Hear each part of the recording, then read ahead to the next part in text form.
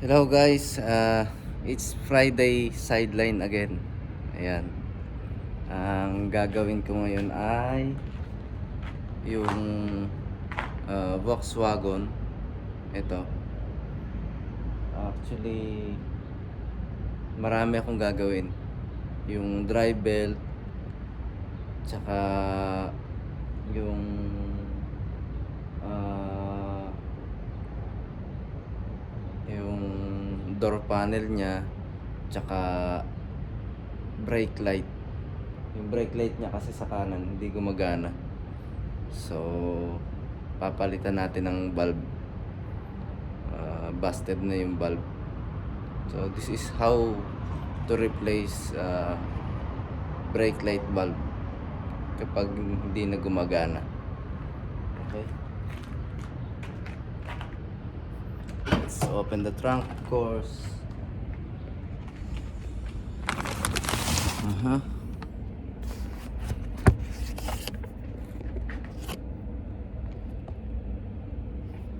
Ayan.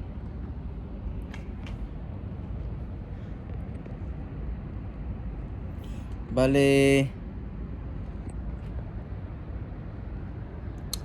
ayan, ito yung tail light niya. At andito yung bolt niya. Torch type yung bolt. At ito, wala na yung isang cover niya. Bale, tatanggalin mo lang yung isang cover.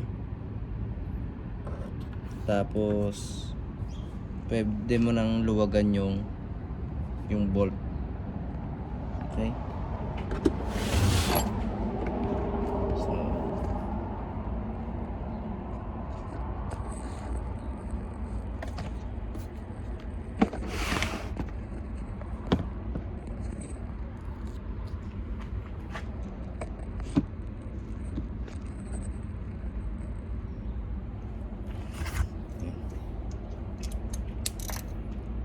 tanggalin mo tong bolt na to.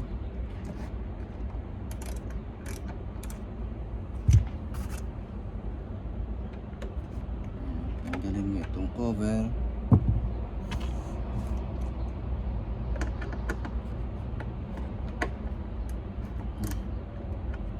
Dalawang bolt siya.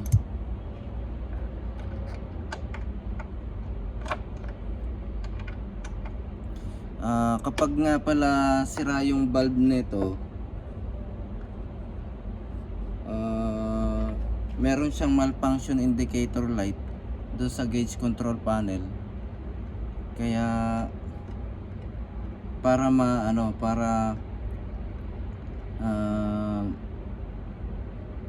para ma-alerto yung driver, malaman niya na hindi gumagana yung brake light niya. This is actually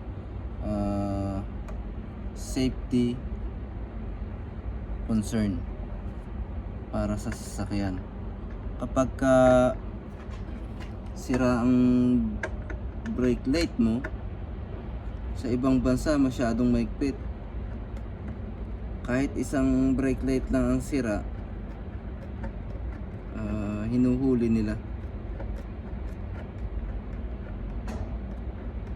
Pero dito, kapag yung ibang brake light mo gumagana, i-remind ka lang nila na ayusin. Pero kapag lahat, huhulihin ka talaga ng mga pulis. So ayan guys, kailangan mo lang hatakin palabas itong tail light assembly. Okay, medyo mahirap ito guys, medyo matigas.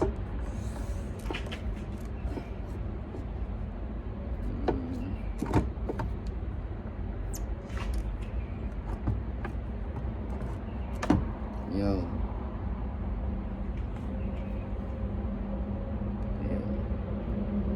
Okay na. So, kapag ibinalik, mas mabuti kung malalagyan ng grasa ito. Ito kasi kaya mahirap hilahin dahil dito sa bilog na to.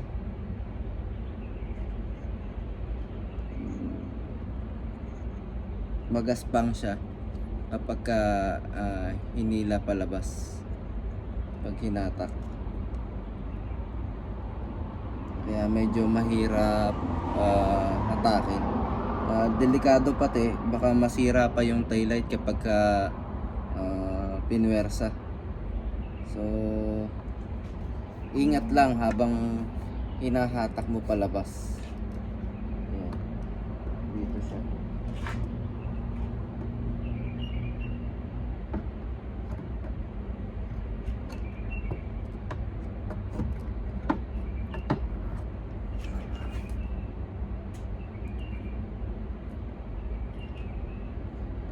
Okay. So ito yung brake light niya.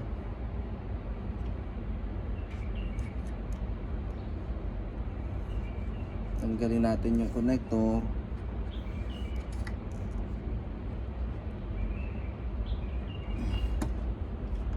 Medyo matigas. Ingat lang, huwag pupersahin.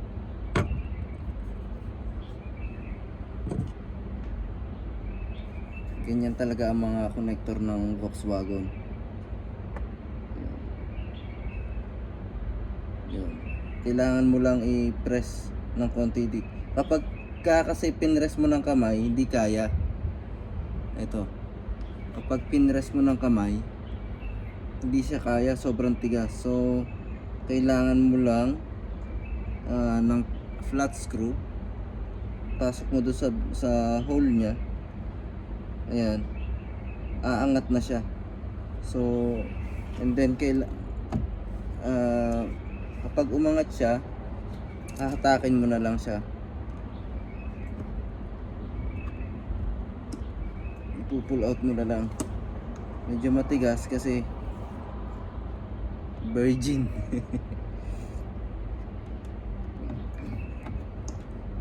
Yes, okay. Ayun. Ganyan ang mga connector ng Volkswagen. Kailangan mo gamitan ng flat screw para iangat yung lock. At pag umangat na yung lock, pwede mo na siyang hatakin palabas. Okay? So, ito yung connector niya. Ayan. Ngayon, tatanggalin na natin yung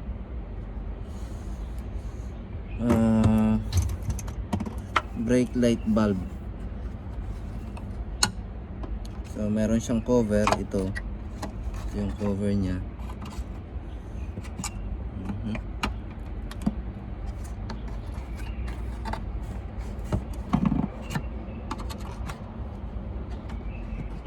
Yan. Tanggalin natin sa clip.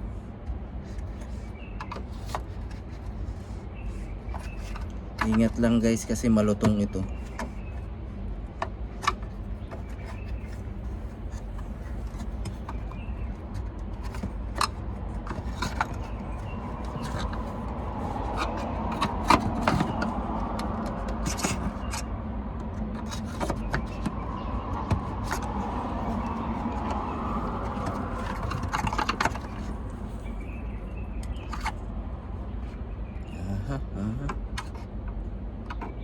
So wala naman siyang tornilyo or screw. You only need to pry the clip. Yan. Ayun. Lumabas na yung lock. Kailangan lumabas yung lock. Ayun. Yun. Pwede mo na siyang takin. Ayan. So, ito na. Ito na yung brake light bulb niya. Ayun na nga. Busted guys. Busted siya. Ayan. Ayan.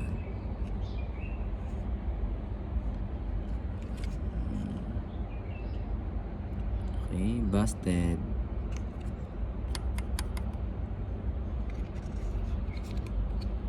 Takin lang natin ito.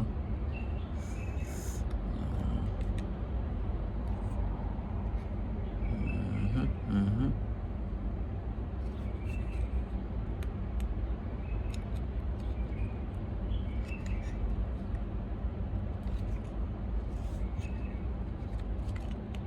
Aha.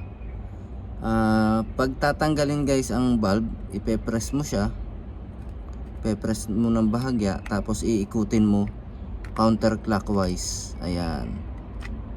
Then hahatakin mo siya palabas. Okay? So ganun.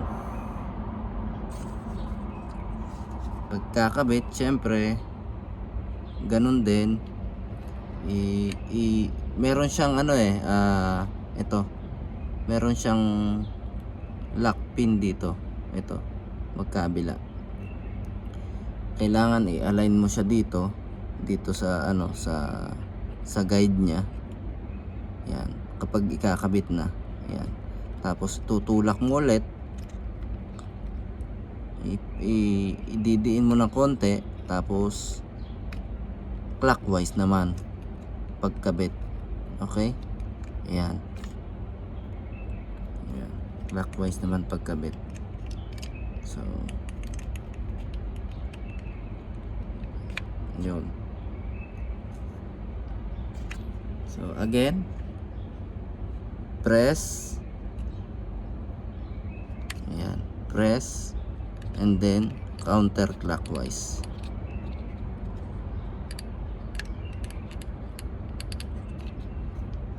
Uh-oh.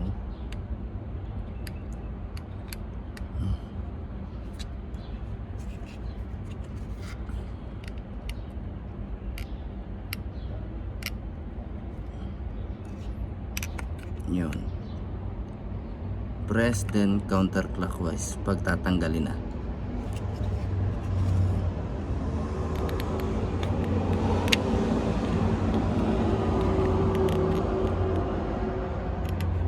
Medyo ayan. Medyo komplikado siya guys compare sa ibang brake light bulb, kasi ayun, meron palang yung dalawang pin kailangan sakto doon sa guide niya. Ayan o. Ayun, sakto doon sa guide niya. Para kasi kapag mali, papasok din siya kahit mali. Kahit sala doon sa guide, pero mahirap tanggalin. Ayan. Okay. Hintayin na lang natin yung bagong brake light bulb.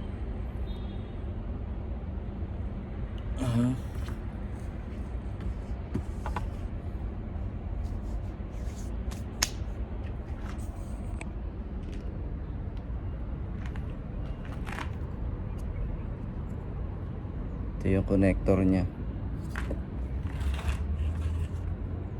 Ayan.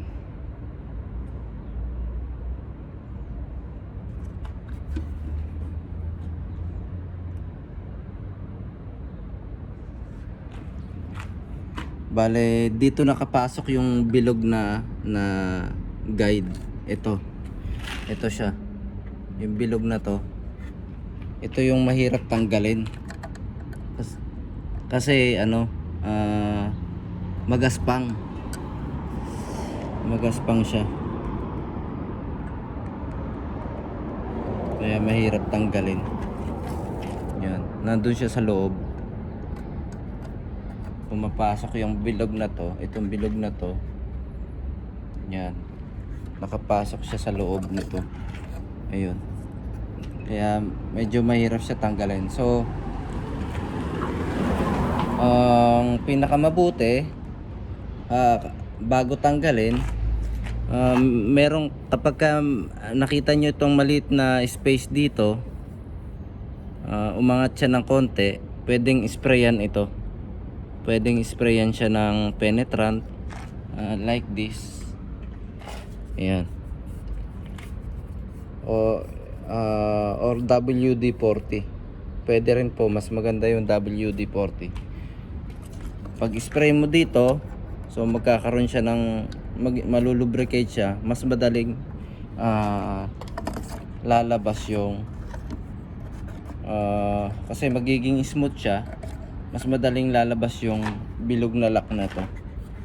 Okay, so dito pala kapag ka nagkaroon ng gap. Okay, try natin.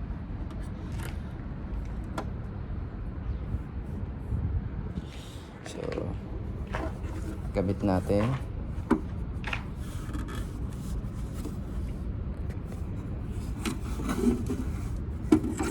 Try natin ikabit.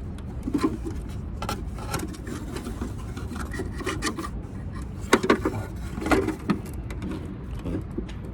Try natin ikabit.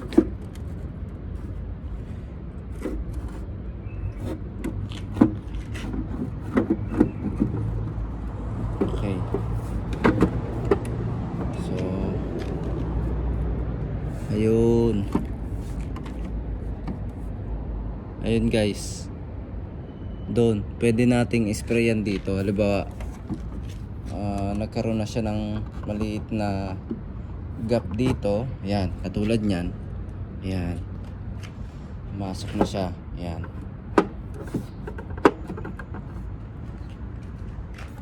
Okay, kunwari, ayan, so lagyan natin ng tornilyo.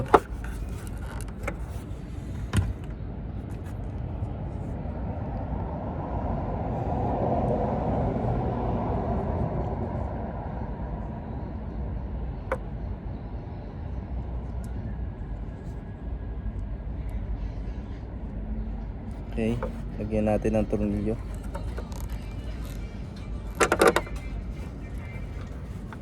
Okay.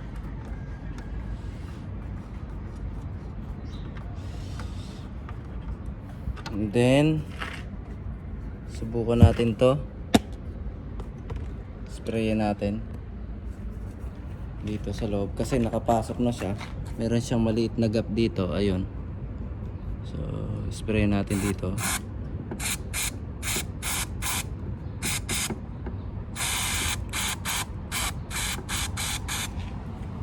Okay. Ngayon subukan ulit nating tanggalin kung mas madali na. Kanina kasi mahirap eh. Matigas. Delikado yun guys kasi baka mabasag yung taillight, napakamahal niyan.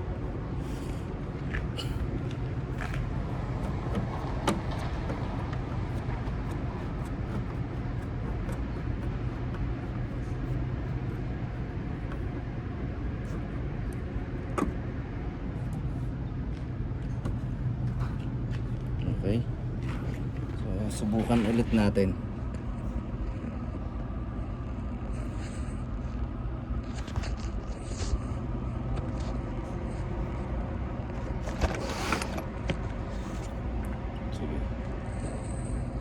Subukan ulit natin tanggalin. Ayun. Mas madali nga.